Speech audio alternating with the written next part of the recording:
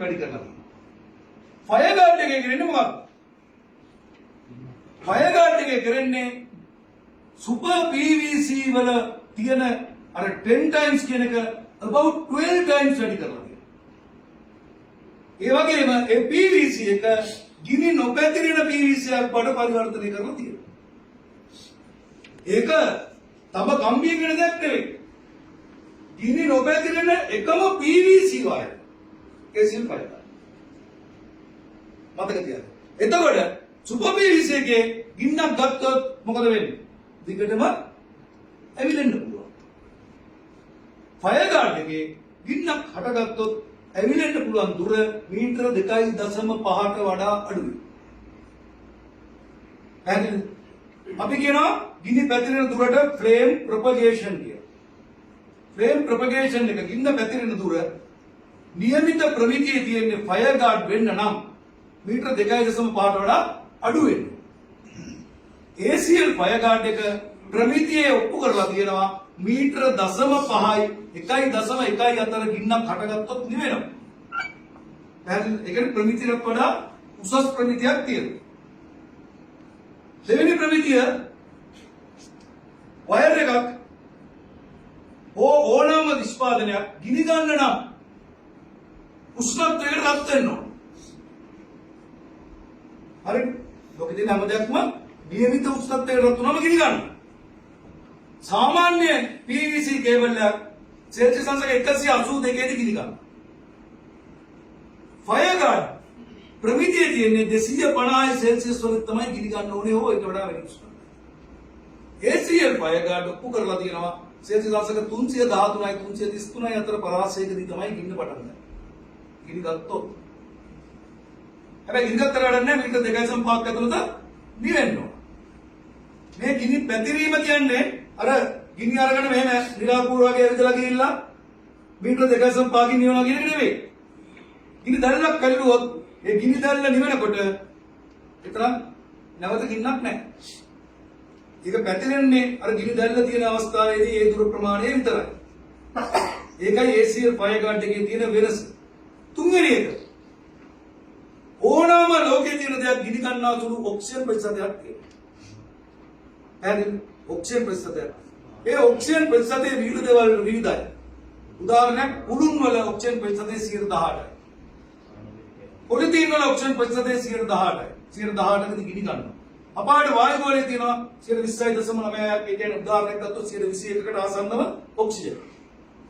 මෙතන 20ක් ඔක්සිජන් තියෙනවා.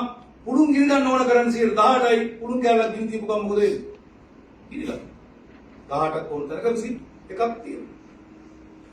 ෆයර් ගාඩ් වෙන්න නම් මේ කියන ඔක්සිජන් ඉන්ඩෙක්ස් එක 29ක් හෝ ඊට වඩා වැඩි වෙන්න. ඒක ප්‍රමිතියක්.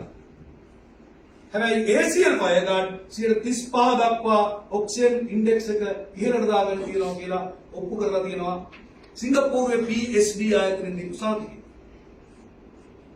මේකෙම සාමාන්‍ය කේබල් එකක් සුපර් PVC කේබල් එකක් ගත්තොත් ඒක බොහෝ විට ඔක්සිජන් ඉන්ඩෙක්ස් එක 23ක් දක්වා අඩු අගයකදී ගිනි ගන්න පුළුවන්. දැන් පැහැදිලිද? ෆයර් ගාඩ් වල තියෙනවා ප්‍රමිති තුනක්. එක ඔක්සිජන් ඉන්ඩෙක්ස් එක, දෙවෙනි එක ටෙම්පරේචර් ඉන්ඩෙක්ස්, තුන්වෙනි එක ෆ්ලේම් ප්‍රොපගේෂන්. ඔක්සිජන් ප්‍රතිශතය කියන ඔක්සිජන් ප්‍රතිශත පරීක්ෂාව, උෂ්ණත්ව පිළිබඳ පරීක්ෂාව සහ ගින්න පැතිරෙන දුර පිළිබඳ පරීක්ෂාව. මේ කියන කරුණු තුන අනුව ගින්නක් හට ගැනීම තීරණය වෙනවා. ඕනෑම තැනක ගින්නක් ඇති වෙන්න නම් එක්ක ඔක්සිජන් තියෙන්න ඕන, එහෙම නැත්නම් නියමිත උෂ්ණත්වයකට රත් වෙන්න ඕන, එහෙමත් නැත්නම් ගින්න පැතිරෙන මාධ්‍යයක් තියෙන්න. ඔය තුනම එකතු වුණාම තමයි ගින්නකින් අනතුරක් වෙන්නේ. ගොඩක් වෙලා.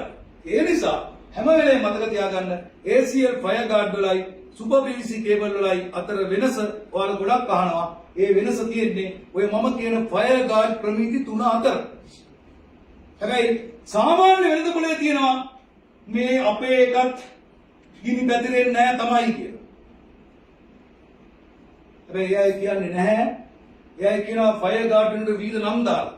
හැබැයි එයාට ඔප්පු කරන්න බෑ. අහලා බලන්න ඕගොල්ලන්ගේ ඔක්සිජන් ඉන්ඩෙක්ස් එක කීයද? ACL වල නම් ඔක්සිජන් ඉන්ඩෙක්ස් එක 29ට වඩා වැඩි. 35යි ACL ඔක්සිජන් ඉන්ඩෙක්ස් එක. ටෙම්පරේචර් ඉන්ඩෙක්ස් එක කීයද? ඕගොල්ලන්ගේ ගිනි ගන්න නැහැ කියන කේබල් එකේ ACL වල නම් මේක තියෙන්න ඕන ප්‍රමිතිය සෙල්සියස් 250යි. හැබැයි ACL ෆයර් ගාඩ් වල සෙල්සියස් 313යි 333යි වගේ ඉහළ පරාසයක් ගන්න. ඒක ඔප්පු කරලා තියෙනවා.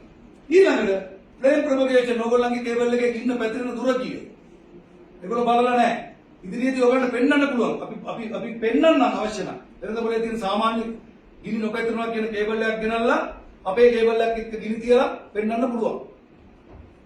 ඒක ඔයගොල්ලන්ට බලන්න පුළුවන් මට්ටමකට ඉදිරියේදී අපි ඒ අවශ්‍ය කරන කාර්යය සූදානම් කරලා දෙනවා. තව දෙයක් මතක තියාගන්න ඉදිරියේදී ශ්‍රී ලංකා ප්‍රමිතියක් එනවා කලර් චේන්ජ් එක. මොකද අපිට ෆයර් ගාඩ් නම් විසිබිලිටි එකෙන්ම බලන්න පුළුවන් වෙන්න ඕන. දැන් ෆයර් ගාඩ් එකයි සුපර් පීස් එක දෙකම එක අලු පාට වැස්මක් තියෙන්නේ. චීත් එකක් තියෙන්නේ. ඉදිරියේදී මතක තියාගන්න ෆයර් ගාඩ් දම් පාට කේබල් එකක් වෙලා ඉන්නේ.